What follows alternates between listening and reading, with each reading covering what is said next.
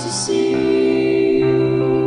Voice of the word, voice for the good, voice of the hope for you and me. Voice of the word, TV. VWTV, ang telebisyon nga may misyon. Voice of the word, TV.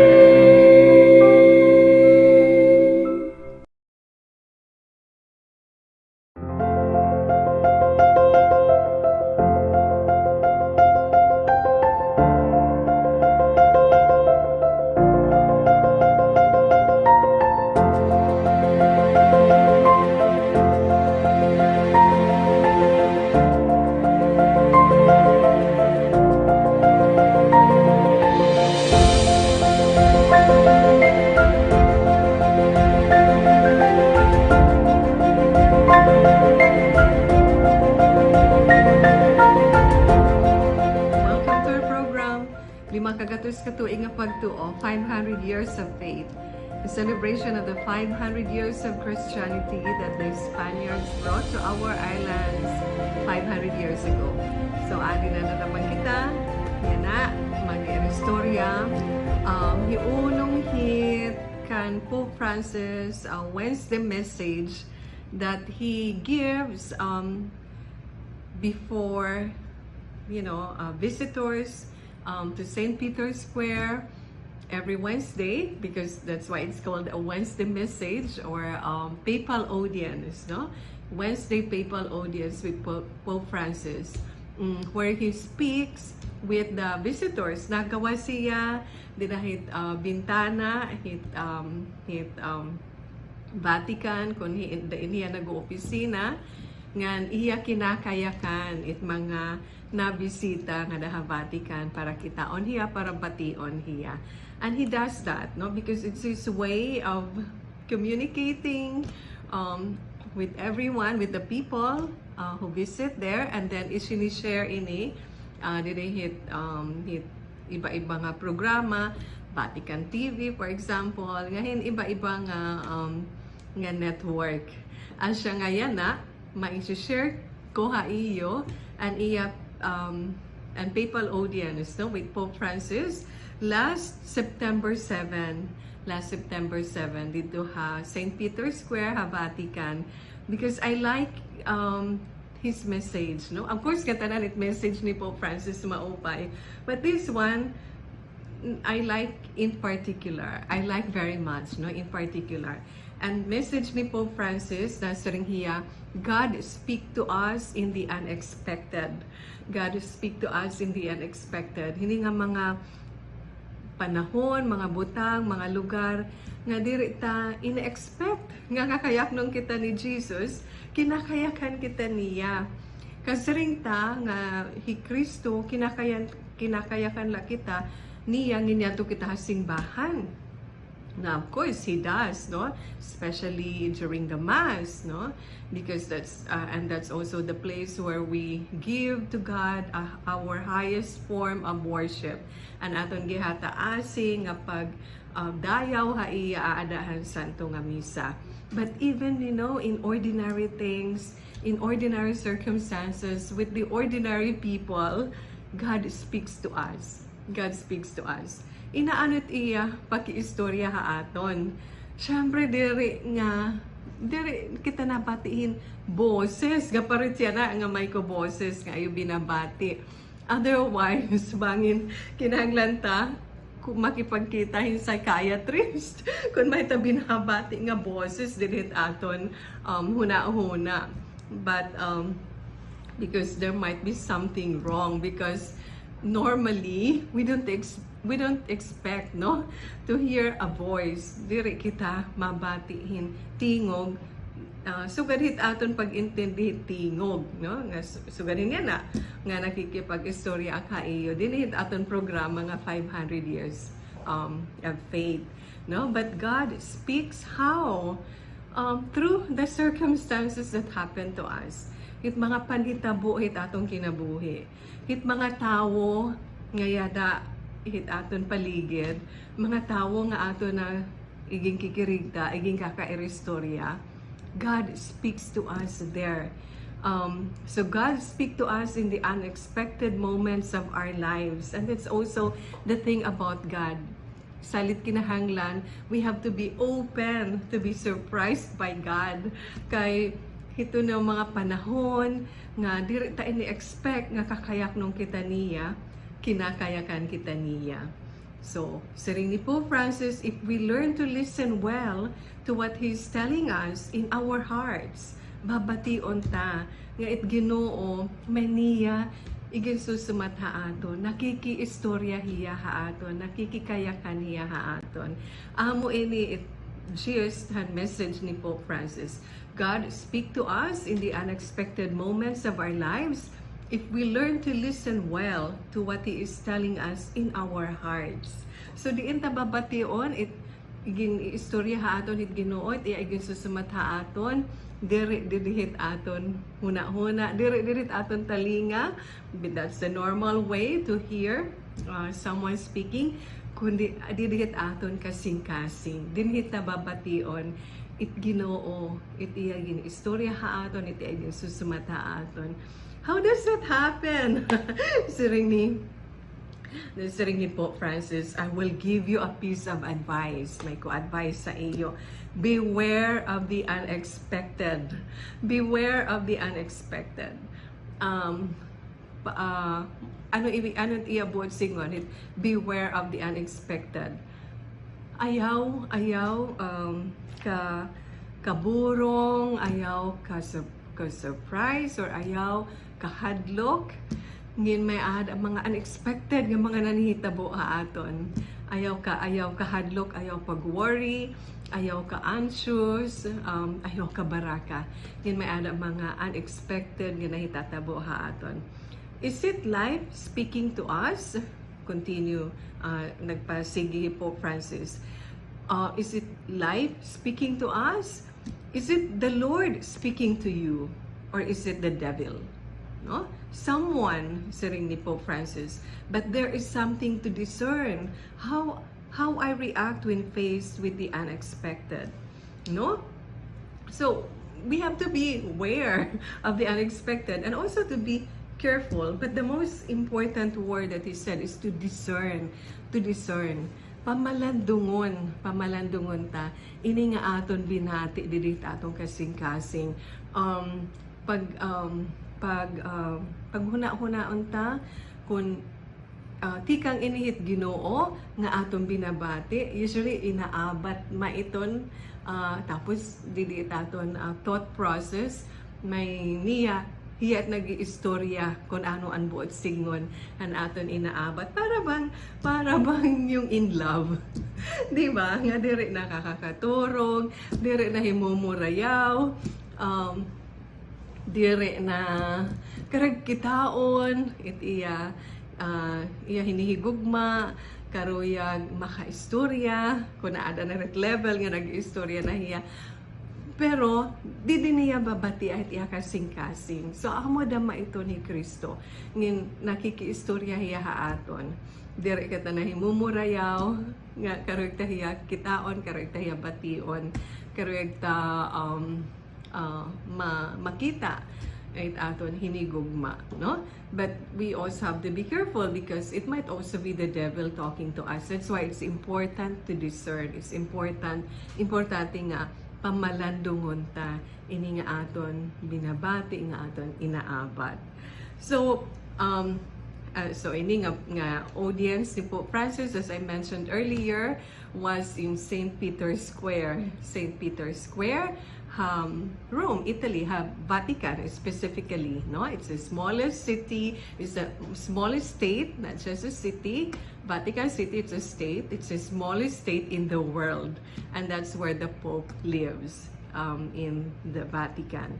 So, the Pope opened and closed his encounter with the public by riding the Pope mobile around the square. If you have been to Rome, make sure that you don't miss the papal audience every Wednesday hit aton Santo Papa. Try to get a ticket kinahanglan, I know, kinahanglan hin ticket para makasulod. Although, I'm not sure now kasi things might have changed after the pandemic, or the last time I was in Rome where I attended a papal audience was, I think, 2017, if I'm not mistaken. So anyway, many things could have happened. I know I needed to get a ticket. Kay chine-check man iton.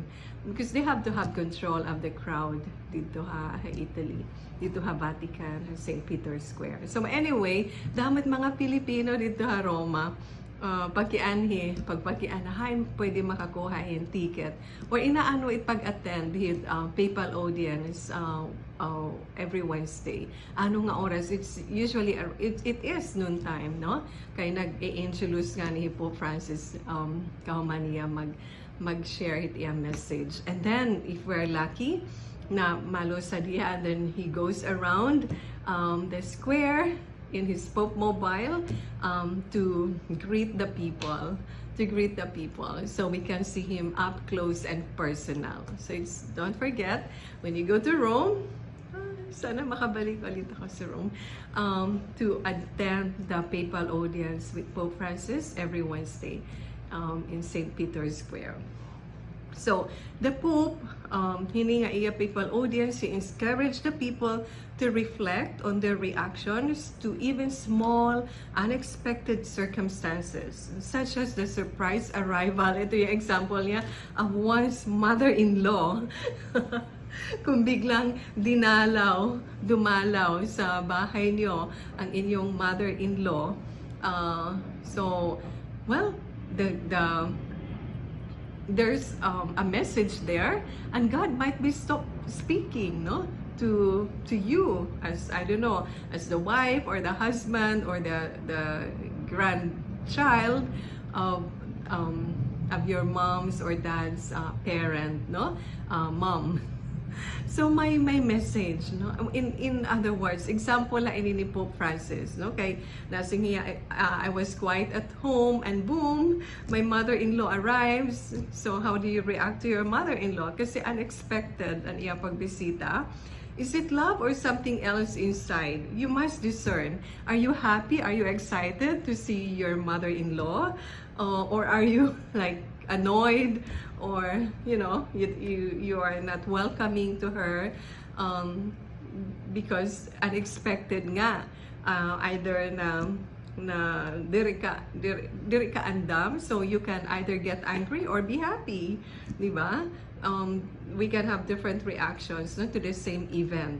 So amot saring ni Pope Francis, is it love or something else inside? You must discern. Ano na inabat?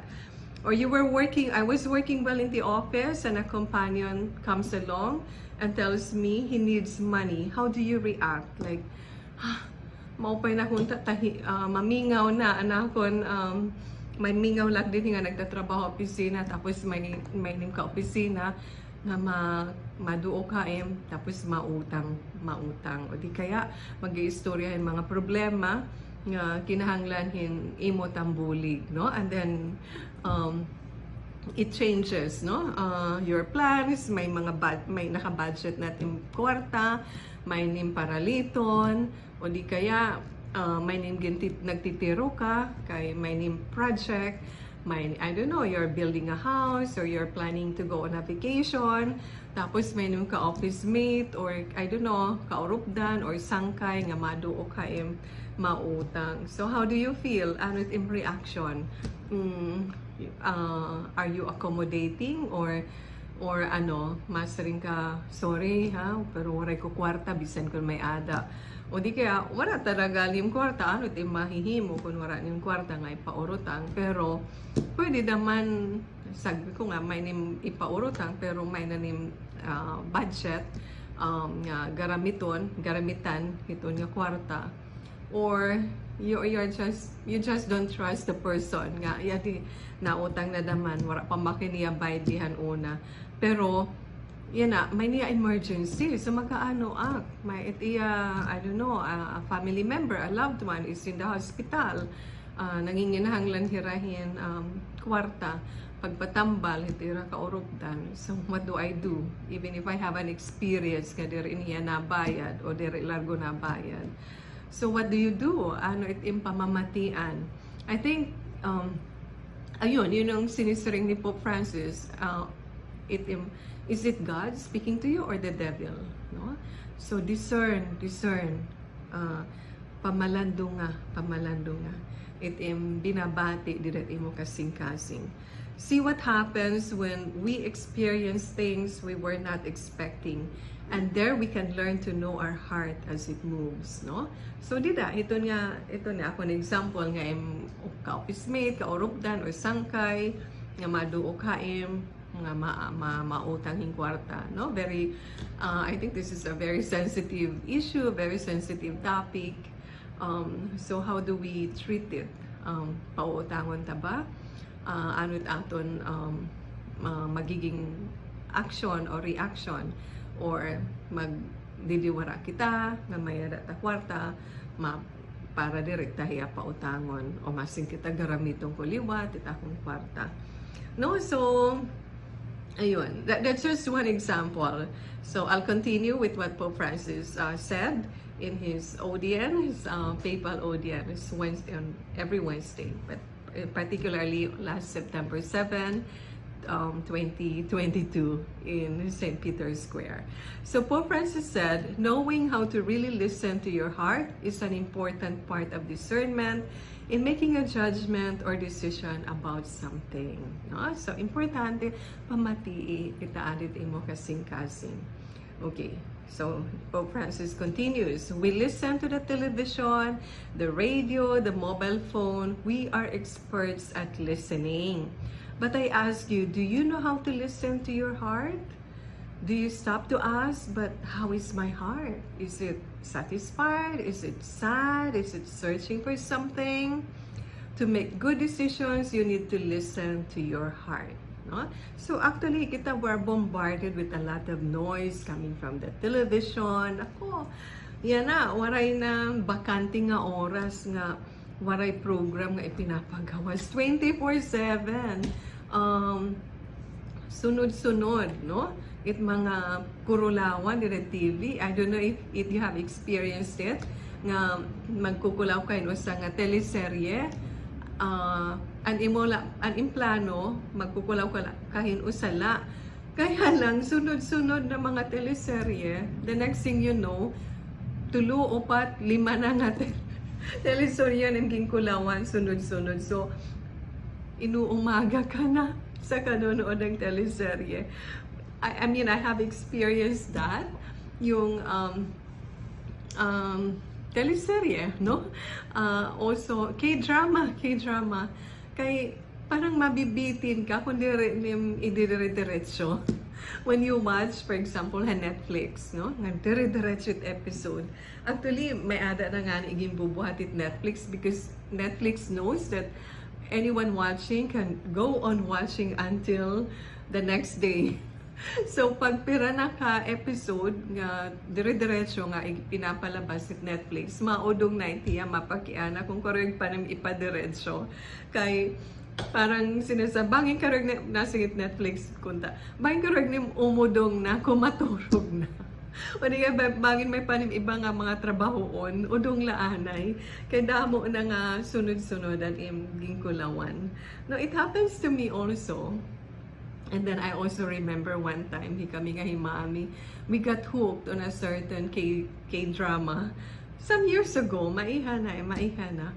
So we started watching in the evening, and I remember vividly, nakanipati daddy, buhay pahiya, kinaturog na, sinaka na nga taig buhay daddy para kumaturog. Daddy usually sleeps around 7 o'clock, hit gabi, or 7:30. So yun, so good night, ganyan.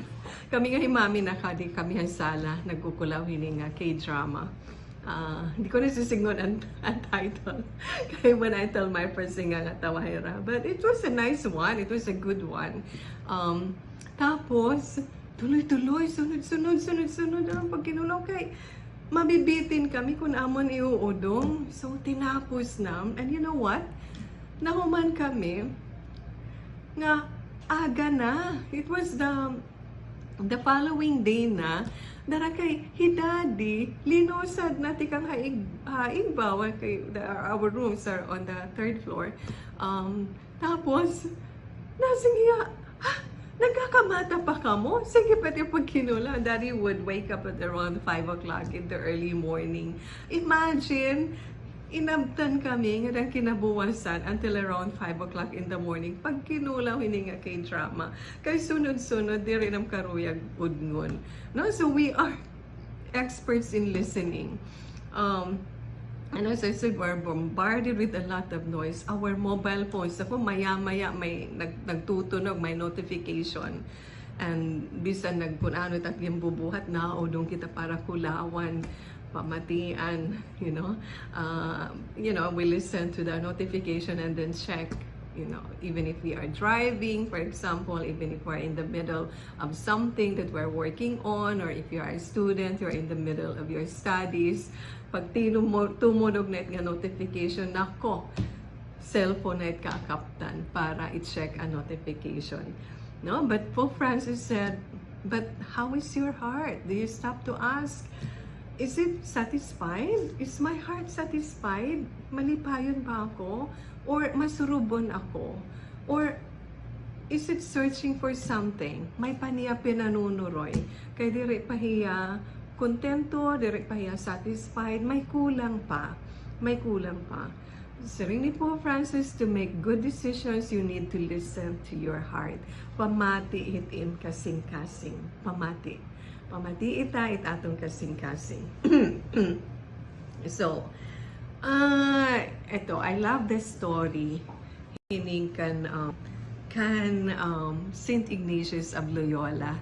You know, si Pope Francis is Jesuit, no, and the founder of the Society of Jesus is Saint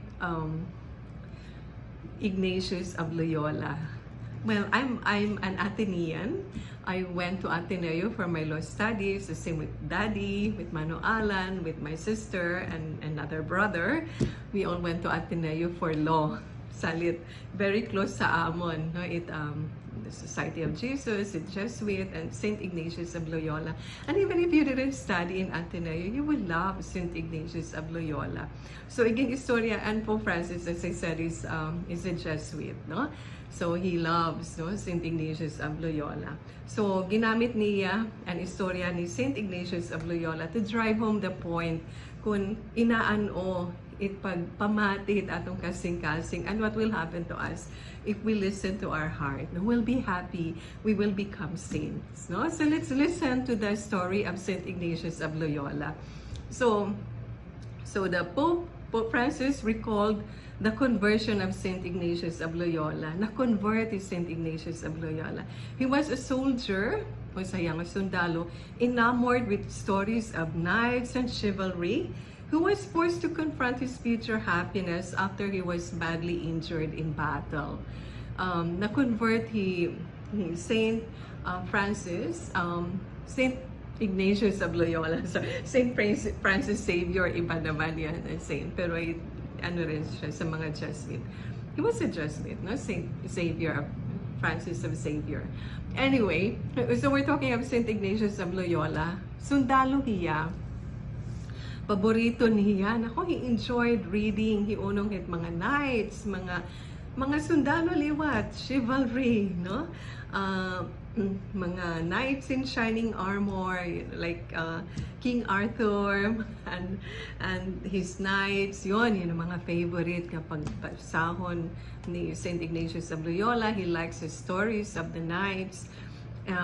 But one time, na kinatirang gera, na nasama diya, he had a bad injury and he was forced to to stay and recuperate, no? He was, I think, in a castle. I think it happened in Montserrat, no? Another beautiful place, Montserrat in Spain. You should go there. That's where Saint Ignatius of Loyola recuperated. Dito hiya pagpatambal. So napiritan hiya, no? Nga umudong anay pakiaway, sumalihan gera. Kay kinahanglan niya magpatambal. Kay he had a bad injury.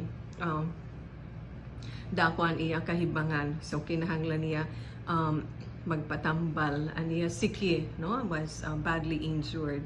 So while he was there recuperating, nako ora-ora niya ka bored na niya because he was used to action, he arayat action.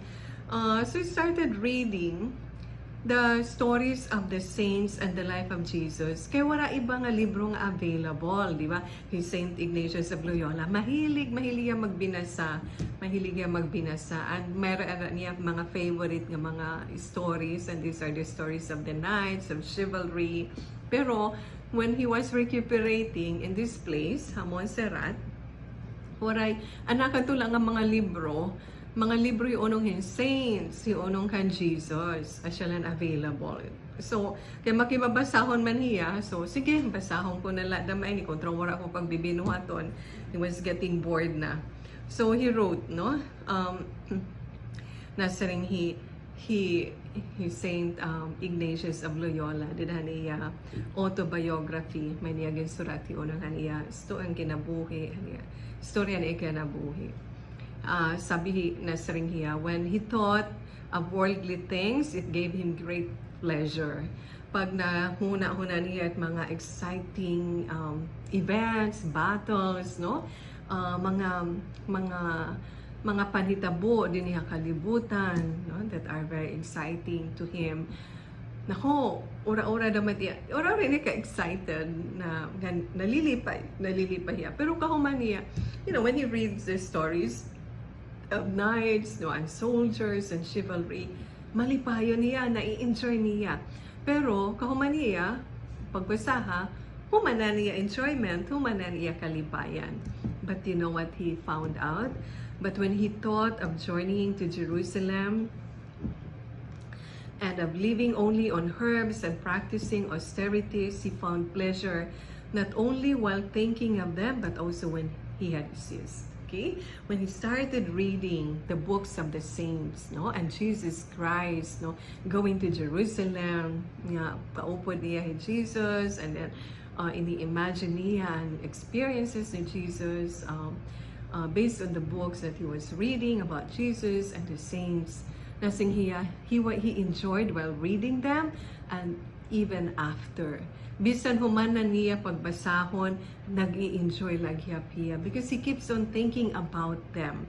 Because it opened something in his heart. May ada inabrihan didan iya kasing-kasing.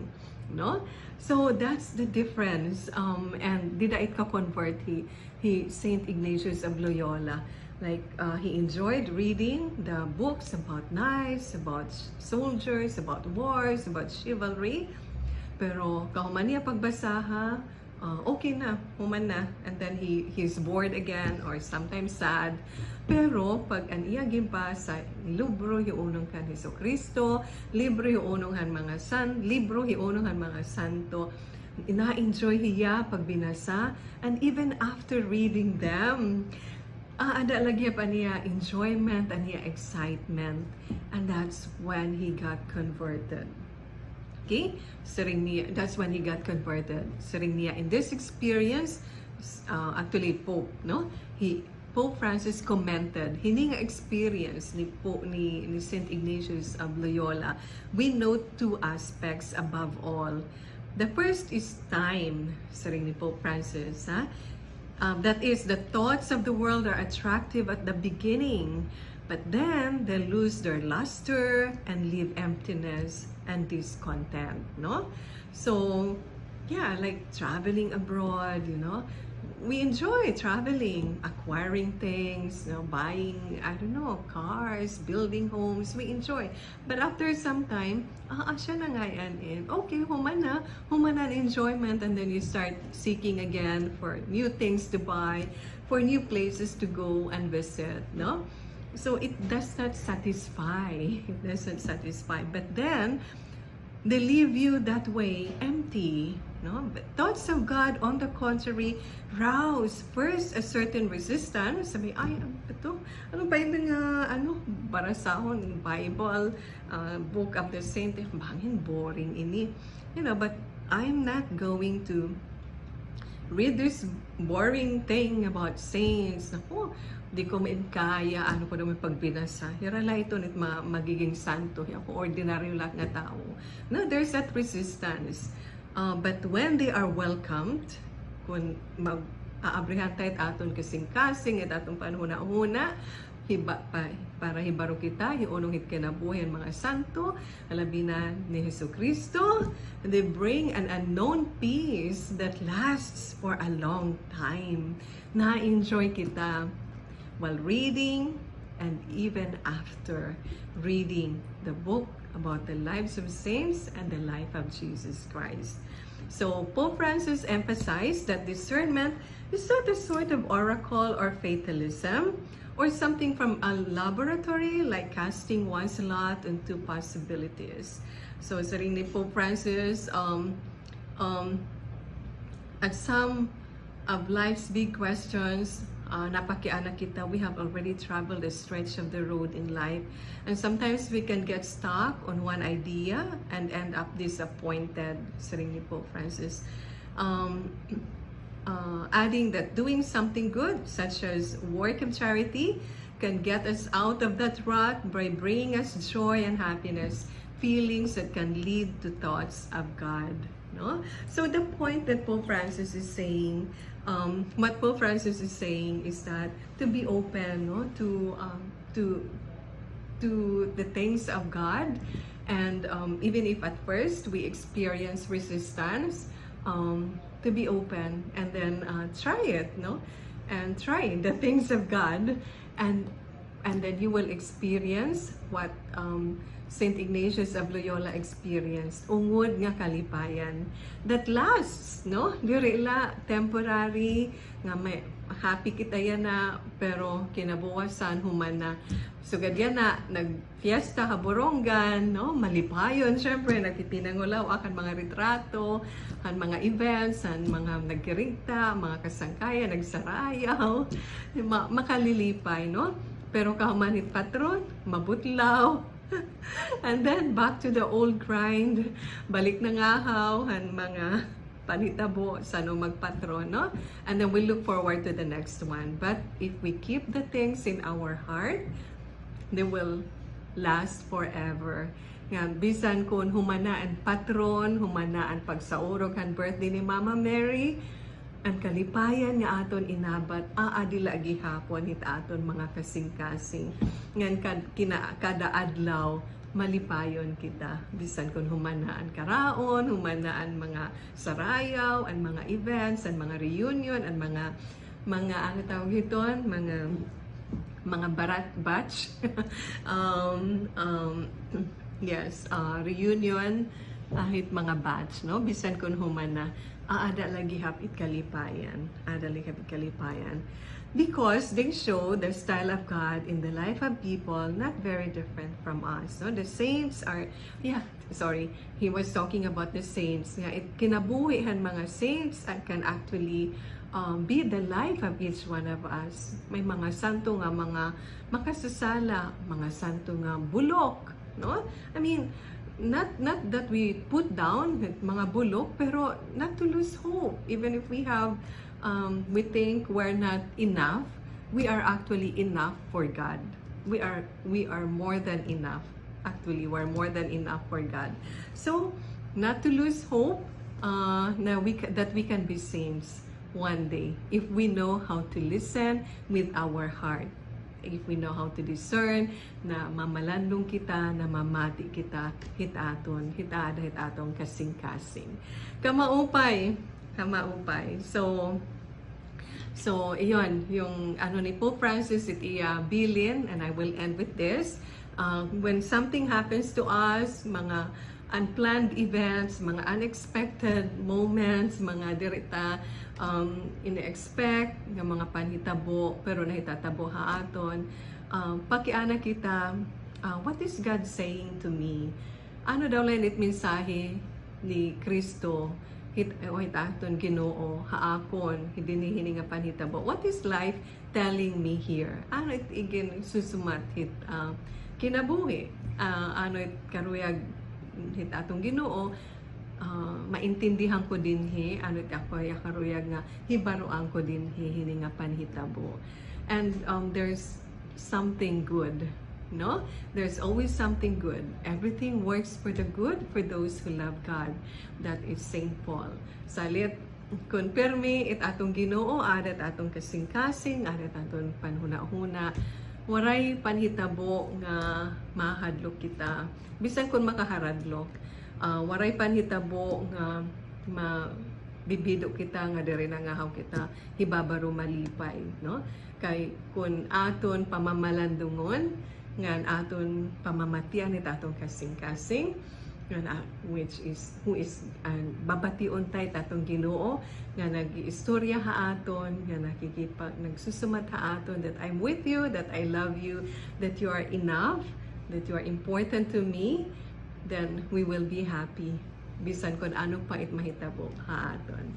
So what a beautiful message, no, from Pope Francis. Let's keep this in our heart and in our minds that God is speaking to us at every moment of our lives, with everything that happens to us, and with the people who God has placed around us. So, thank you once again for watching our program, Lima Gatos katuig nga Pagtoo, 500 years of faith. Take care everyone, and see you next time. Bye.